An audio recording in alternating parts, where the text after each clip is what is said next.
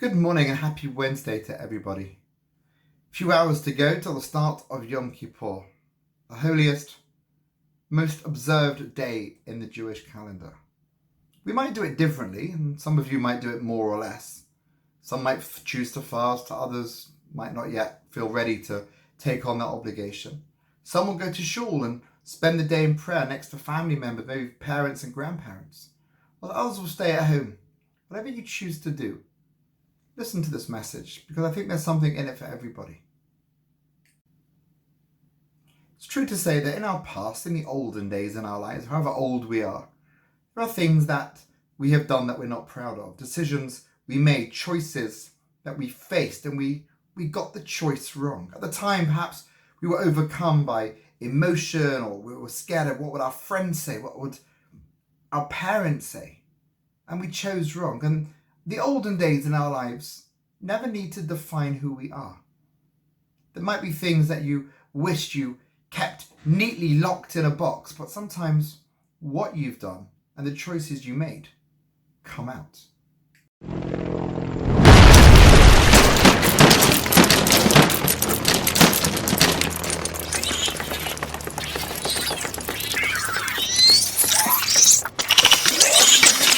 It's at this stage where we have to realize that we have, again, a choice to make. Do we let our past mistakes define us and we can't imagine ourselves ever being any better than we were? Or do we allow the magic to happen? Do we discover our potential, skills we never knew existed? So sometimes when life goes a little bit crazy, get up, have a little dance. You never know. You might just feel better when you can learn to relax. So what's Yom Kippur about?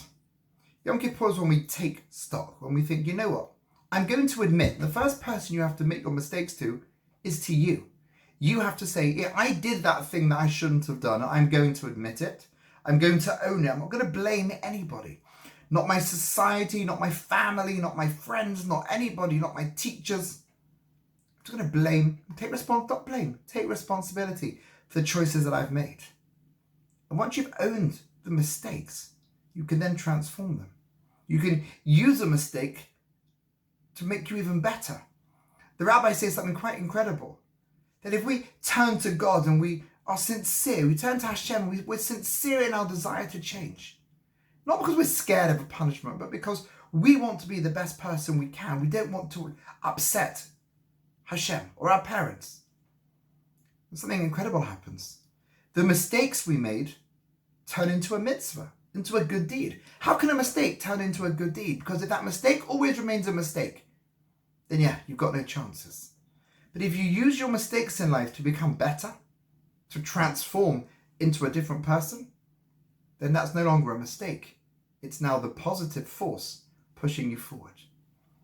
So however you choose to mark the holiest day in the Jewish calendar, do it for yourselves. Take a moment. Think about what you might regret and how you can become the best possible version of you. Take care.